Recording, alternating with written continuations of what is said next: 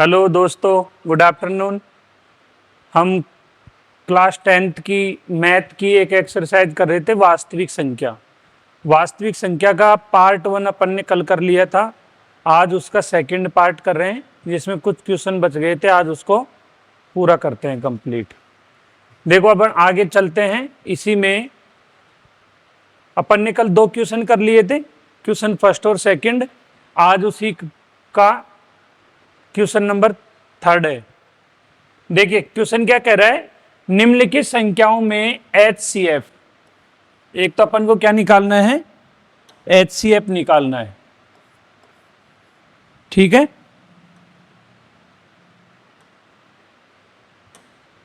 और एक क्या निकालना है, LCM।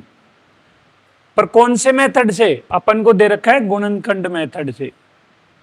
गुणनखंड विधि से अपन को क्या निकालना है, दी गई संख्याओं का HCF और LCM निकालना है। इसके लिए देखो अपन को संख्या क्या दे रखी है। फर्स्ट क्वेश्चन में अपन को दे रखी है संख्या 12, 15 एंड 20, 21 दे रखी है। अब अपन देखेंगे कि इनको सबसे पहले तो इनका अपन क्या निकाल लेंगे, HCF। HCF निकालने के लिए अपन को क्या करना होगा, जो संख्याएं दे रखी हैं अपन को, उन संख्याओं का पहले सबका अलग अलग अपन क्या करेंगे, प्राइम फैक्टर करेंगे। जैसे अपन प्राइम फैक्टर करते हैं 12 का। 12 का प्राइम फैक्टर करेंगे तो सबसे छोटी प्राइम फैक्टर कौन सा है अपना, 2। तो 2 से डिविजिबल है ये, 2 से डिविजिबल है तो कितनी टाइम्स, 6 टाइम्स। फिर यहाँ पे फिर से 2 से डिविजिबल है 3, और फिर 3 से डिविजिबल करेंगे तो 1। ऐसे ही अपन किसका करेंगे, 15 का। 15 का अपन प्राइम फैक्टर करके देखते हैं तो किससे डिविजिबल है। देखो इसमें जो 15 है वो 5 का भी डिविजिबल है और 3 का भी डिविजिबल है।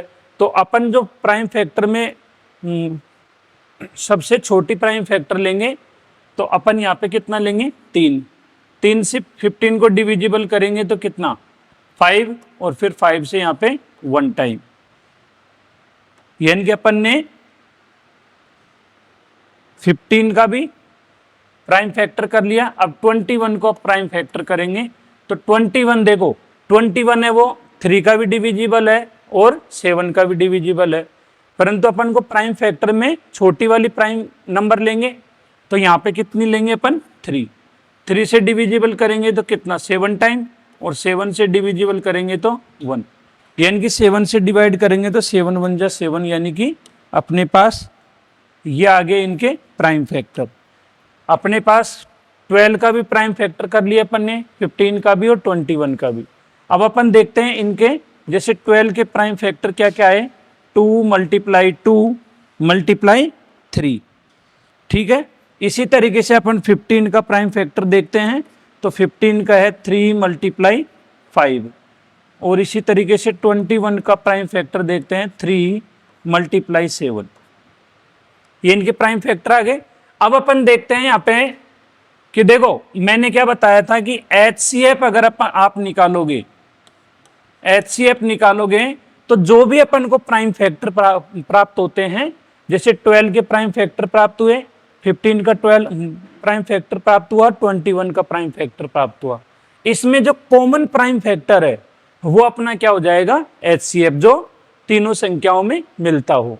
जैसे अपन यहाँ पे देखते हैं तो देखो 3 भी है, इधर वाली संख्या में 15 में 3 है और 21 में भी 3 है। यानी कि 3 एक ऐसी संख्या है जो तीनों संख्याओं के प्राइम फैक्टरों में कॉमन है। तो अपन कह सकते हैं कि यहाँ पे HCF जो होगा वो कितना आ जाएगा अपना, 3। तो अपन से क्या पूछ रहा है संख्या में, क्वेश्चन में, कि दी गई संख्याओं का HCF और LCM ज्ञात कीजिए। तो यहाँ पे अपन ये कह सकते हैं कि इस वाले क्वेश्चन में HCF कितना हो जाएगा, 3। अब अपन निकालते हैं इसका LCM। LCM निकालने के लिए अपन को क्या करना पड़ेगा, पूरी की पूरी संख्याओं का एक साथ अपन LCM निकाल सकते हैं। यानी कि अपन क्या करेंगे, 12 का, 15 का और 21 का एक साथ अपन क्या कर सकते हैं, प्राइम फैक्टर कर सकते हैं। अब देखो जो 12 है, 15 है, वो 21 है, ये 3 से डिविजिबल है। तो अपन ये कह सकते हैं, यहाँ से अपन 3 से डिवाइड करेंगे तो 12 कितने टाइम जाएगा, 4 टाइम, यहाँ पे ये 5 टाइम और यहाँ पे 7 टाइम। अब देखो ये तीनों की तीनों जो संख्या है वो डिफरेंट डिफरेंट है, यानी कि ये किसकी डिविजिबल है, एक की हो सकती है और किसी की होगी नहीं। तो अपन अपने पास जो प्राइम फैक्टर है वो क्या क्या आ गए, अपने पास जो प्राइम फैक्टर प्राप्त हुए वो कौन कौन से हुए, 3 × 4 × 5 × 7। अगर अपन इन प्राइम फैक्टरों को गुणा कर देंगे वही अपना क्या हो जाएगा, वही अपना क्या हो जाएगा, LCM। ठीक है, अब इनको अपन मल्टीप्लाई कर लेंगे, 3 को मल्टीप्लाई करेंगे किससे, 4 से, तो कितना होगा 12, और 12 को मल्टीप्लाई 5 से करेंगे तो 60, और 60 को मल्टीप्लाई करेंगे 7 से तो कितना हो जाएगा, 60 को मल्टीप्लाई करेंगे 7 से तो अपने पास आ जाएगा 420, और 420 अपना क्या हो जाएगा, LCM, और यही अपना क्या हो जाएगा, आंसर। आई होप आपके समझ में आया होगा। नेक्स्ट क्वेश्चन लेते हैं अपन। देखिए दोस्तों, अपन ने फर्स्ट क्वेश्चन कंप्लीट कर लिया था, अब अपन सेकंड क्वेश्चन पे चलते हैं।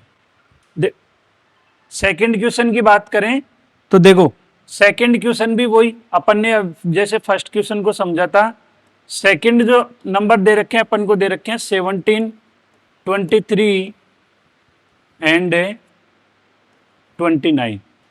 HCF में मैंने क्या बताया था कि पर्टिकुलर जो भी संख्याएं दे रखी हैं उनका डिफरेंट डिफरेंट अपन क्या करेंगे, प्राइम फैक्टर करेंगे, फिर उन प्राइम फैक्टरों में जो कॉमन नंबर होगा, प्राइम नंबर होगा, वो ही अपना क्या हो जाता है, HCF हो जाएगा।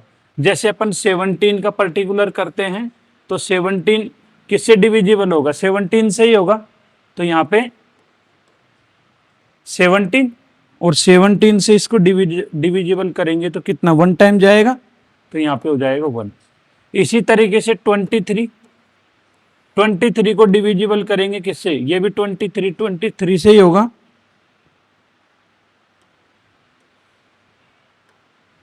1 टाइम। इसी तरीके से 29, ये भी किससे होगा, 29 से डिविजिबल होगा, और ये कितने टाइम होगा, 1 टाइम। यानी कि अपने पास जो प्राइम फैक्टर प्राप्त हुए हैं उसमें जो कॉमन प्राइम नंबर है वो कितना है, 1। तो अपन कह सकते हैं कि इस संख्या का जो HCF है वो तो कितना प्राप्त होगा, 1 प्राप्त होगा। ठीक है, तो HCF तो अपना कितना आएगा, 1। और अगर LCM की बात करें अपन इसमें, तो LCM क्या है अपने पास, LCM है तो यहाँ पे देखो अपन 17, 23 और 29 इनका एक साथ करेंगे। अब यहाँ पे देखो तीनों की तीनों संख्याएं डिफरेंट है, तो तीनों की तीनों संख्याएं डिफरेंट है तो अपन क्या करेंगे, 17 का डिवाइड करेंगे तो 17 1 जा 70, और यहाँ पे 23 वैसे के वैसे लिख देंगे, 29 वैसे के वैसे लिख देंगे। इसी तरीके से अब किससे डिविजिबल होगा ये, 23 से, तो 1 और यहाँ पे 1 और यहाँ पे 29। इसी तरीके से नेक्स्ट अब किससे होएगा ये डिविजिबल, 29 से। 29 से डिविजिबल करेंगे तो 1 1 और यहाँ पे 1। अब अपने पास कितने प्राइम फैक्टर प्राप्त हुए, तो यहाँ पे अपन LCM के लिए क्या करेंगे, जो भी अपना प्राइम फैक्टर प्राप्त होगा उनको सबको क्या कर देंगे, मल्टीप्लाई कर देंगे। तो 17 × 23 × 29, और ये अपना कितना प्राप्त होता है, ये अपना प्राप्त होता है कितना, 51, फिर 5 अपना रिमाइंडर हो जाएगा, और यहाँ पे कितना 70 दूना 34 और 5, 34 और 5 कितने हो जाएंगे अपने 39, और मल्टीप्लाई कर देंगे अब इसको अपन 29 से, तो ये आ जाएगा 11 33 9, और ये अपना क्या हो जाएगा, LCM। आई होप आपके समझ में आया होगा।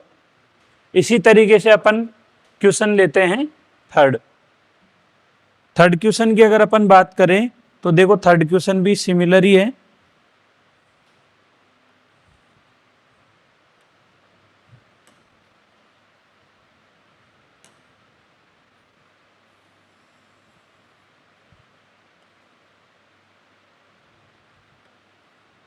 देखो थर्ड क्वेश्चन की अगर अपन बात करें तो यहाँ पे देखो थर्ड क्वेश्चन क्या कहता है। थर्ड क्वेश्चन में अपन को दे रखा है 8, 9 एंड 25। इसका अपन को क्या करना पड़ेगा, प्राइम फैक्टर करेंगे अपन।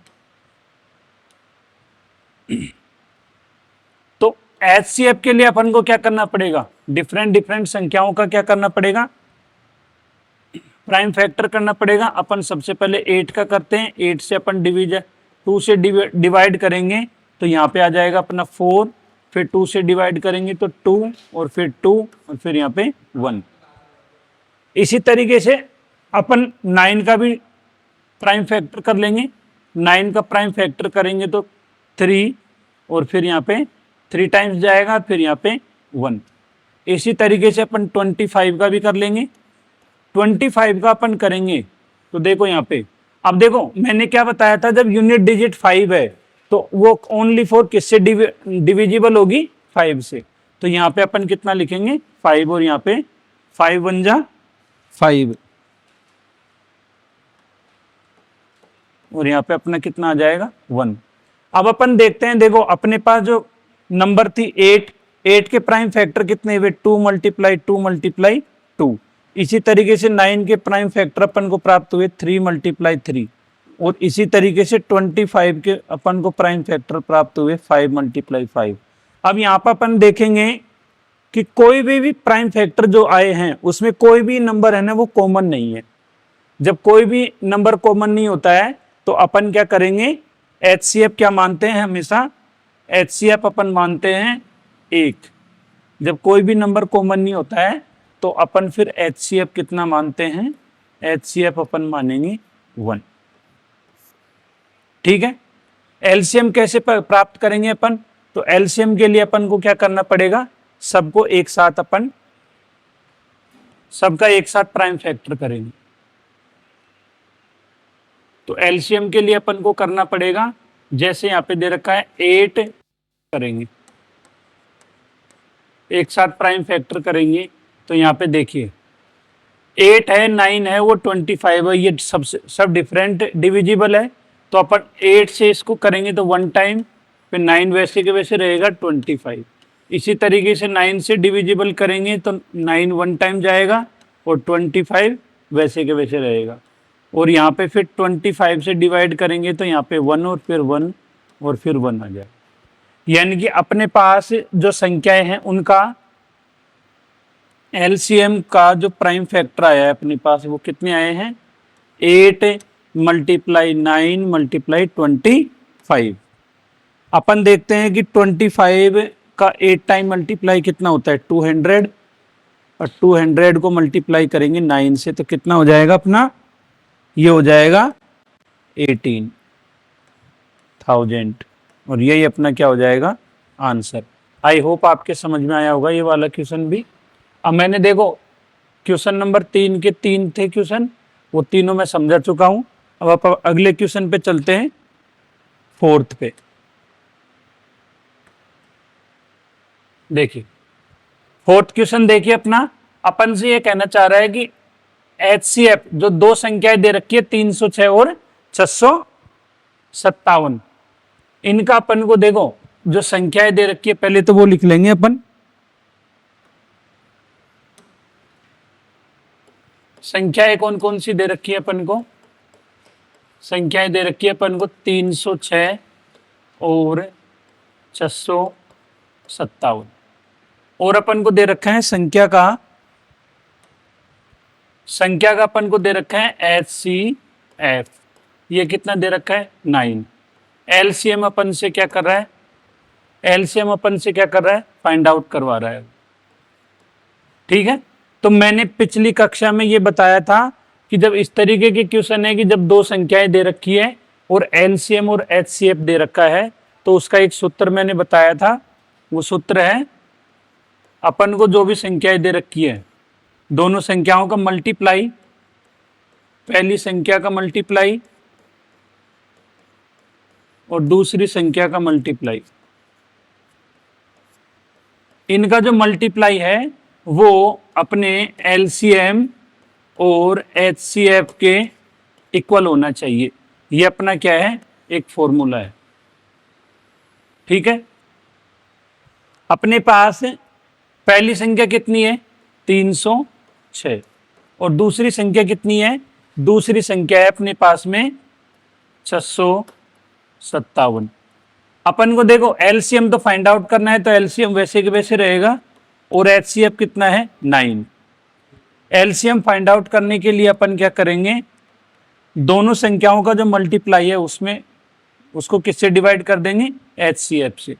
यानी कि 306 जो है उसको 306 मल्टीप्लाई 657 डिवाइडेड बाई 9। यहाँ पे देखेंगे तो देखो 9 जो है वो 3 से डिविजिबल है और ये 3 से डिवाइड करेंगे तो 102। इसी तरीके से फिर 3 को डिवाइड करेंगे 102 से तो 3 3 जा 9 और 3 4 जा 12। अपने पास संख्या कितनी आ गई, अब 34 को मल्टीप्लाई करेंगे, 34 को मल्टीप्लाई करेंगे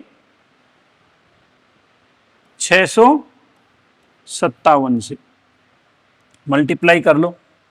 देखो 4 को मल्टीप्लाई करेंगे अपन, 4 को मल्टीप्लाई करेंगे 7 से तो कितना 28, 2 अपना रिमाइंडर रहेगा। फिर यहाँ पे 5 से मल्टीप्लाई करेंगे तो 20 और ये हो जाएगा 22, 2 बोनस रहेगा।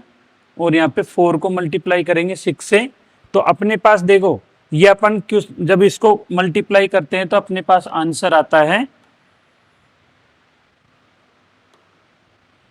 ये आ जाएगा अपने पास आंसर 200 और 388। और ये अपना क्या हो जाएगा, ये अपना एलसीएम हो जाएगा। यानी अपन से क्या पूछ रहा था कि दी गई संख्याओं में अपन को एलसीएम फाइंड आउट करना है। तो अपने पास एलसीएम कितना आएगा 22338। आई होप ये क्वेश्चन समझ में आया होगा आपके। अब चलते हैं नेक्स्ट क्वेश्चन पे।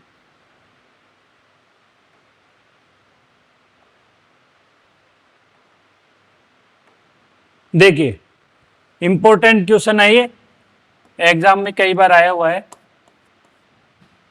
इसमें कह रहा है कि जांच कीजिए कि क्या किसी प्राकृत संख्या n के लिए संख्या 6n अंक 0 पर समाप्त हो सकती है।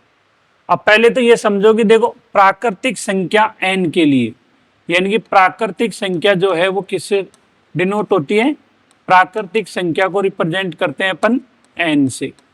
और प्राकृतिक संख्या किससे शुरू होती है, 1 से लेके अनंत तक। यानी कि प्राकृतिक संख्या, ये जो संख्या है ये कहाँ तक जाएगी, इनफाइनाइट तक जाएगी। ठीक है, तो अपन से कह रहा है कि जो प्राकृतिक संख्या के लिए, अब प्राकृतिक संख्या में 6n भी, अब n को अपन कुछ भी मान सकते हैं। अपन क्या करेंगे, यहाँ पे संख्या अपन को दे रखी है कितनी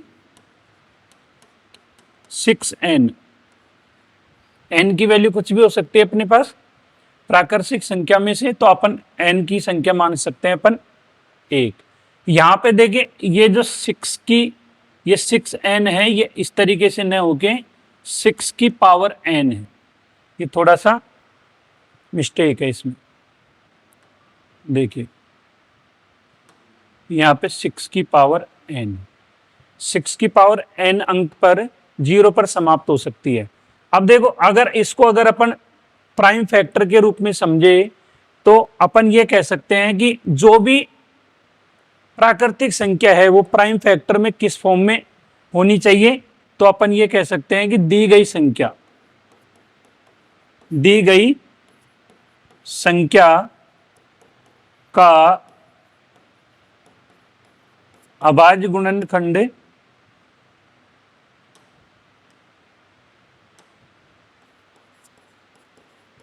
अभाज्य गुणनखंड करने पर कम से कम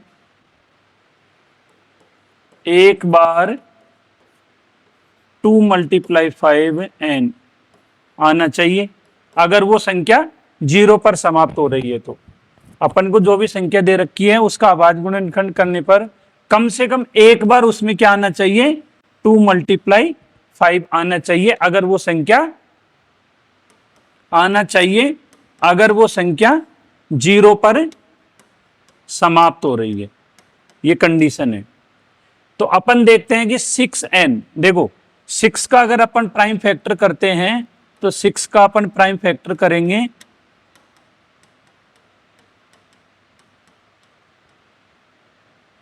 6 का प्राइम फैक्टर अपन करते हैं तो देखिए अपने पास कितना आता है। 6 का प्राइम फैक्टर अपन करेंगे तो 3 × 2 की पावर n है।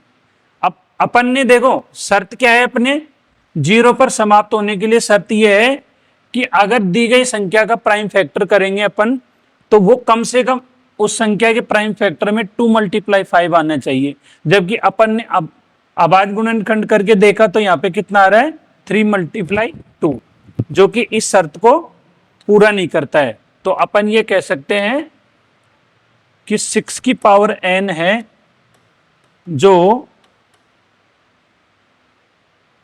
0 पर समाप्त नहीं होगी, क्योंकि 0 पर समाप्त होने की कंडीशन क्या है कि अपन अभाज्य गुणनखंड करेंगे तो कम से कम उस प्राइम फैक्टर में 2 × 5 आना चाहिए। जबकि अपन ने 6 का अभाज्य गुणनखंड करके देखा तो अपने पास 3 × 2 आ रहा है, जो कि इस शर्त को पूरा नहीं करता है। इसलिए अपन कह सकते हैं 6 की पावर n जो है वो 0 पर क्या नहीं होगी, समाप्त नहीं होगी। ठीक है, ये कुछ थ्योरेटिकल पोर्शन था इस क्वेश्चन में जो मैं समझा चुका हूं। देखिए नेक्स्ट क्वेश्चन पे चलते हैं अपन। देखिए ये 6 क्वेश्चन इंपॉर्टेंट क्वेश्चन है ये भी। इसमें कह रहा है कि यह व्याख्या कीजिए कि 7 × 11 × 13 + 13, ये जो संख्या दे रखी है अपन को ये, और ये एक अलग संख्या है, ये दोनों संख्याएं अभाज्य क्यों नहीं है, या फिर अपन ये कह सकते हैं जब अभाज्य नहीं है तो वो क्या है, भाज्य है। यानी कि अपन को ये सिद्ध करना है, इसको अपन समझे कि ये वाली जो संख्याएं हैं वो भाज्य संख्याएं हैं, इसको अपन को प्रूव करना है। अभाज्य क्यों नहीं है, यानी कि अभाज्य नहीं है तो वो क्या हो सकती है, भाज्य हो सकती है। यानी कि अपन ये कह सकते हैं कि इसको अपन ये प्रूव करेंगे कि ये भाज्य संख्या है। ठीक है, देखिए तो अपन क्या करेंगे, देखो इसको सोल्व करके देखते हैं। 7 × 11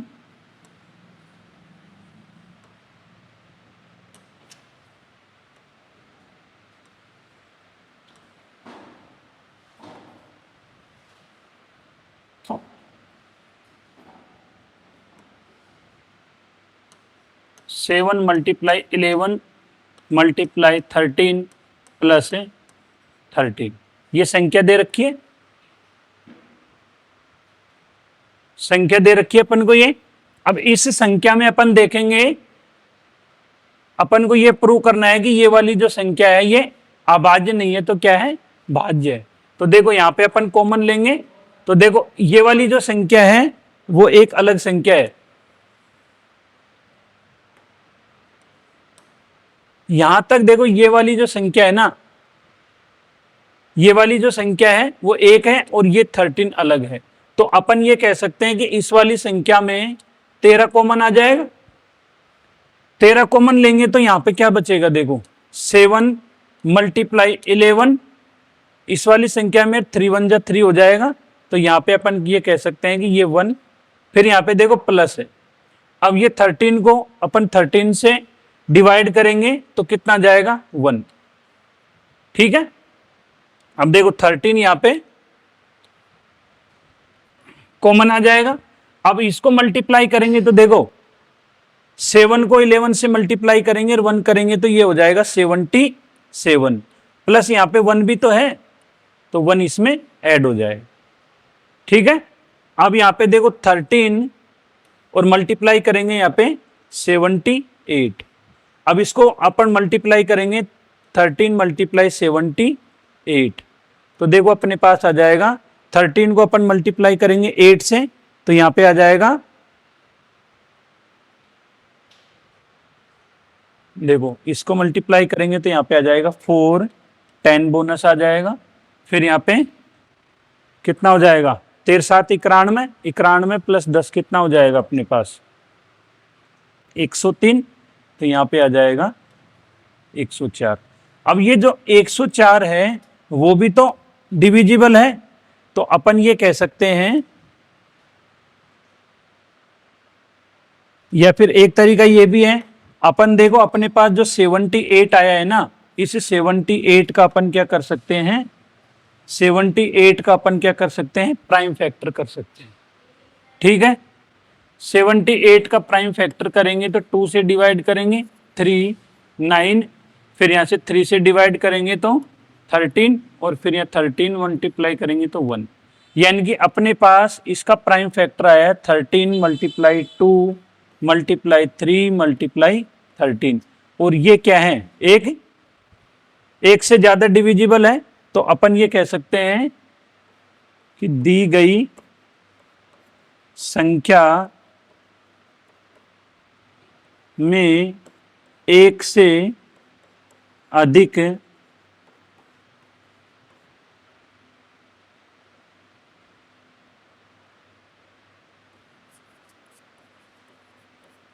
भाज्य है।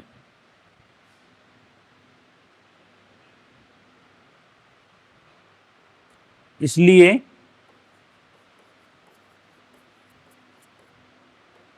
दी गई संख्या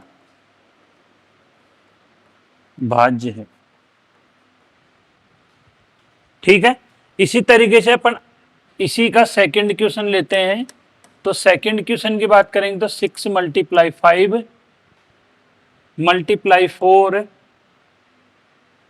मल्टीप्लाई 3 मल्टीप्लाई 1 और प्लस 5। अब देखो ये पूरी की पूरी संख्या एक संख्या है कि नहीं, पूरी की पूरी एक संख्या है, और यहाँ पे 5 एक संख्या है, तो क्या अपन 5 इसमें कॉमन ले लेंगे, कॉमन लेंगे तो देखो 6, 5 1 जा 5 1, और यहाँ पे 4, और यहाँ पे 3, और यहाँ पे प्लस, देखो 5 को 5 से डिवाइड करेंगे तो 1। ठीक है, इसको मल्टीप्लाई करेंगे तो 5, और यहाँ पे देखो इसको सबको मल्टीप्लाई करेंगे तो कितना आ जाएगा 6 मल्टीप्लाई 4 24, और 24 को मल्टीप्लाई करेंगे 3 से तो यहाँ आ जाएगा 72। इसको मल्टीप्लाई करेंगे तो अपने पास आ जाएगा कितना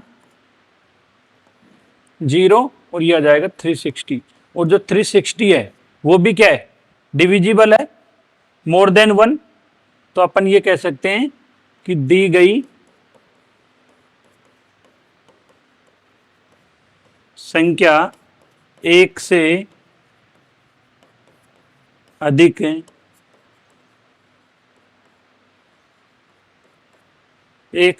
संख्याओं से क्या है, एक से अधिक संख्याओं से भाज्य।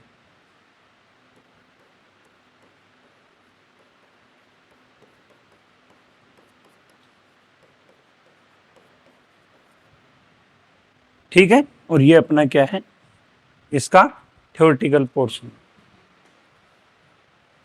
नेक्स्ट क्वेश्चन की बात करें तो नेक्स्ट क्वेश्चन है अपना इसी का, इस एक्सरसाइज का लास्ट क्वेश्चन है। अपन को दे रखा है खेल के मैदान के चारों ओर एक धावक एक परिक्रमा लगाने में 48 मिनट लेता है, दूसरा धावक उसे 12 मिनट में पूरा कर लेता है, तो दोनों एक स्थान पर एक ही समय पर और एक ही दिशा में दौड़ना शुरू करें तो कितनी देर बाद फिर से आरंभिक स्थान बिंदु पर मिलेंगे। इस तरीके का जब क्वेश्चन हो तो अपन को क्या करना होता है, उसका HCF निकालना होता है। ठीक है,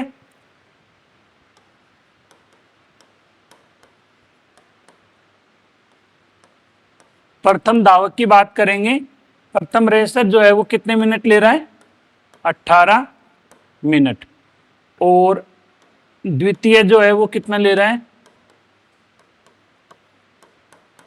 वो ले रहा है 12 मिनट। देखिए अगर ये वाली लैंग्वेज कहीं पे भी मिलेगी, एक ही स्थान पर एक ही समय पर और एक ही दिशा में दौड़ना करते हैं और एक साथ